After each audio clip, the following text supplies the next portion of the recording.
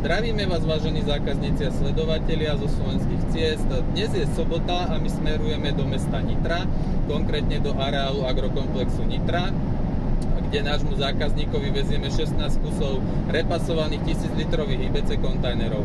Tieto IBC kontajnery náš zákazník plánuje po naplnení vodou použiť ako záťaž pre veľké pódium, takže ak to vyjde a bude čas, urobíme nejaké fotečky a videjko z výkladky týchto IBC kontajnerov. Máte sa na čo tešiť, nezabudnite nás sledovať a čaute!